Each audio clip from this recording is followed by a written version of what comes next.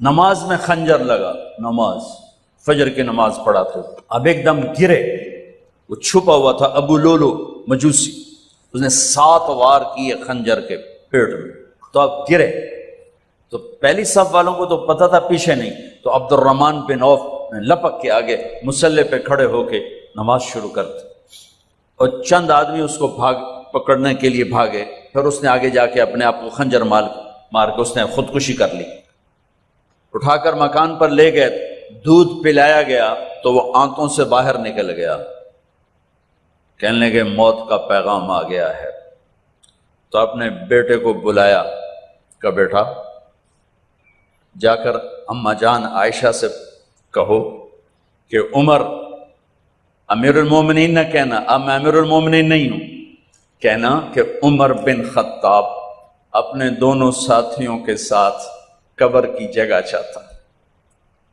اگر مجھے اجازت مل جائے تو مجھے وہاں دفن کرنا، اگر اجازت نہ ملے تو مجھے عام قبرستان میں دفن کر دیں۔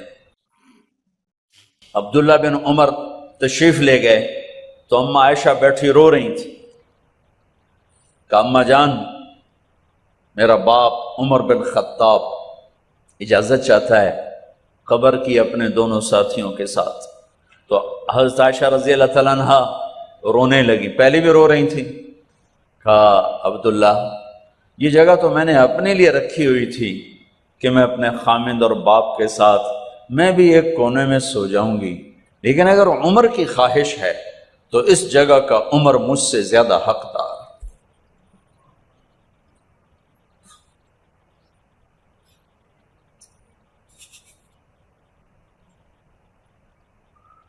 بیٹے نے آ کر کہا ابا جان مبارک ہو، اجازت ہو گئی، کہا بیٹا ہو گئی، لیکن جب میری میت اٹھاؤ تو دروازے پر جا کر رکھنا اور ایک دفعہ دوبارہ پوچھنا، ہو سکتا ہے میرے شرم میں اجازت دی ہو اور میرے مرنے کے بعد انکار فرما دیں، تو ایک دفعہ دوبارہ پوچھنا، اس وقت بھی اجازت ملے تو پھر لے جانا ورنہ واپس لے جانا۔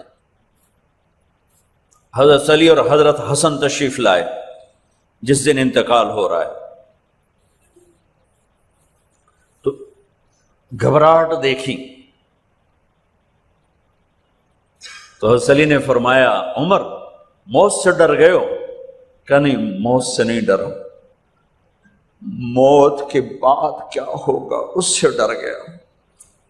یہ کون کہہ رہا ہے؟ میرے بعد کوئی نبی ہوتا تو عمر ہوتا، یہ وہ کہہ رہا ہے۔ یہ کون کہہ رہا ہے؟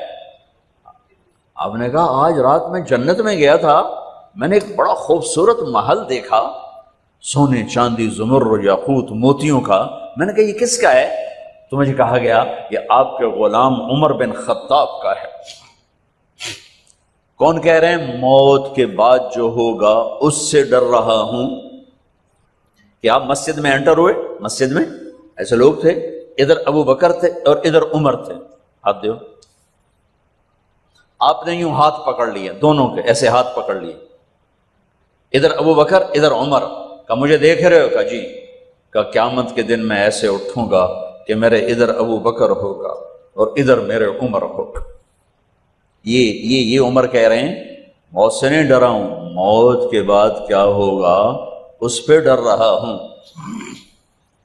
تو حضرت علی نے فرمایا کیوں ڈرتے ہو؟ میں گواہی دیتا ہوں، میں نے کئی دفعہ اللہ کے محبوب سے سنا کہ جنت کے بڑی عمر کے، ایک تو نا جنت کے نوجوانوں کے سردار وہ تو حسن حسین ہیں، میں نے کتنی دفعہ سنا اللہ کے نبی سے کہ جنت میں بڑی عمر کے لوگوں کے سردار ہیں ابو بکر اور عمر۔ تو آپ نے کہا قیامت کے دن گواہی دو گے؟ آپ نے کہا، حضرت علی نے کہا میں بھی گواہی دوں گا، میرا بیٹا حسن بھی گواہی دے گا۔ وہ حضرات تشریف لے گئے تو موت کی آہٹ کو محسوس کیا تو بیٹے کی گود میں سر تھا عبداللہ بن عمر کا، بیٹا مجھے زمین پہ لٹا۔ انہوں نے یہاں سے ہٹا کر یہاں سر رکھ دیا، وہ حق سنا نہیں کیا کہہ رہا ہوں، زمین پہ ڈال دیں۔ ان کا جی نہیں چاہ رہا تھا کہ کیا کہہ رہا ہوں، زمین پہ ڈالو۔ انہیں آگے کر دے، خود پیچھے اٹھ، اپنا چہرہ مٹی میں یوں رکھ لیا اور مٹی میں منہ ملنے لگے ایسے، اور کہہ رہا ہے ویل ویل لک یا عمر ان لم یغفر لک عمر ان لم یغفر لک ربک، اے عمر اگر تیرے رب نے آج تجھے معاف نہ کی تو ہلاک ہو۔ ویل لک ولأمک ویل لک ولأمک یا عمر ان لم یغفر لک ربک، عمر اگر آج تجھے اللہ نے معاف نہ کی تو ہلاک ہو۔ اتنے بڑے مقام والے 1,24,000 میں ایک آدمی ہے مراد، جسے مانگا گیا ایک آدمی، یا اللہ عمر دے دے میرے اسلام کی بلندی کے لیے۔ وہ کہہ رہے ہیں ویل لک یا عمر ان لم یغفر لک رب،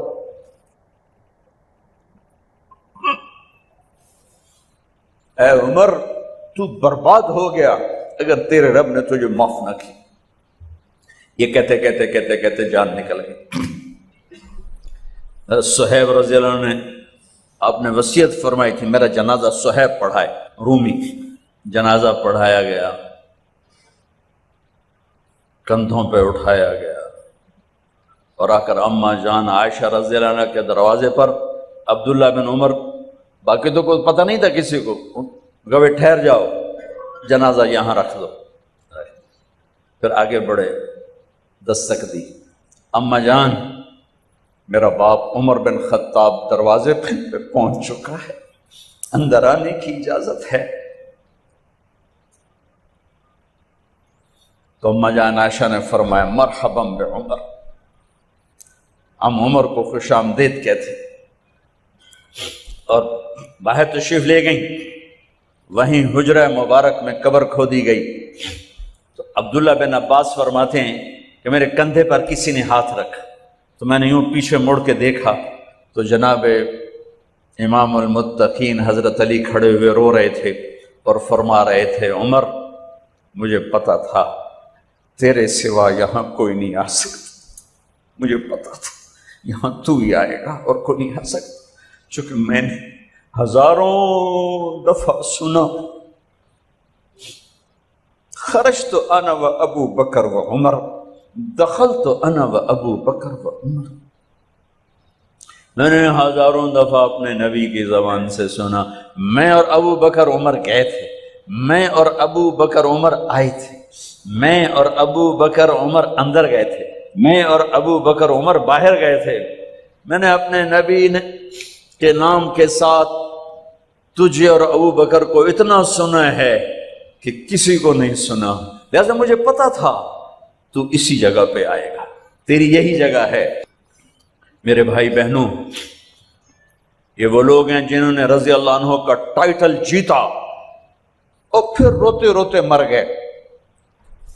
مجھے کیا خبر کیا ہونے والی، اب کو کیا خبر کیا ہونے والا، بے شک میرا رب رحیم ہے، وہ اس کے رحم کے تو فعلی کام بنے گا، کیڑیاں تقریراں تے کیڑے علم، کیڑیاں نمازاں تے کیڑیاں تجدہ، کم تو اس کی رحمت پر بنے گا، پر یہ اعمال اس کی رحمت کو لینے کا راستہ ہیں۔ یہ بھی ٹھیک نہیں ہے کہ اللہ غفور الرحیم ہے آپ ہی معاف کرے گا، یہ یزید اور حسین کو برابر تو نہ کر،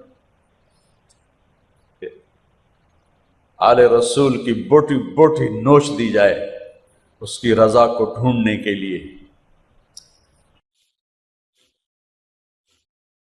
وہ نہیں کہہ سکتے تھے اللہ بڑا غفور الرحیم۔